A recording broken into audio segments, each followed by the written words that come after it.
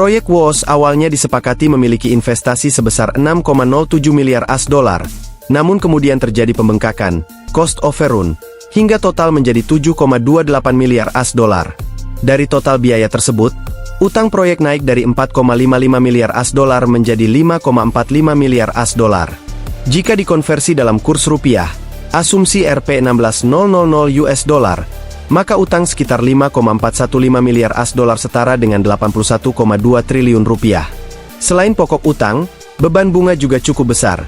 Utang awal dikenakan bunga sekitar 2% per tahun dan utang tambahan, cost overrun, bunga sekitar 3,4% per tahun. Dengan demikian, beban bunga tahunan diperkirakan mendekati 120,9 juta AS, 2 triliun rupiah, per tahun. Situasi keuangan dari operasional juga menunjukkan tantangan.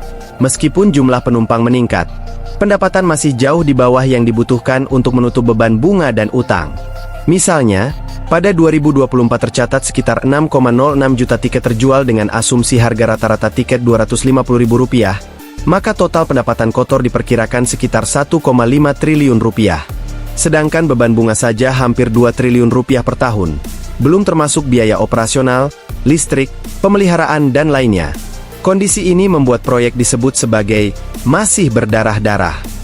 Lebih lanjut, sampai awal November 2025 dilaporkan bahwa pemerintah mempertimbangkan perpanjangan tenor utang hingga 50-60 tahun agar beban cicilan tahunan bisa diurai dan menggunakan skema seperti REIT, Real Estate Investment Trust, agar risiko bisa dibagi dengan investor. Kesimpulan sementara, proyek kereta cepat WOS menghadapi utang pokok yang besar, sekitar 5,4 miliar AS atau 80 triliun rupiah lebih, dan beban bunga yang signifikan.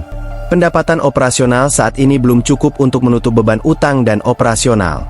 Untuk menjaga keberlanjutan finansial, dibutuhkan skema restrukturisasi atau pembagian risiko yang lebih luas, misalnya lewat REIT,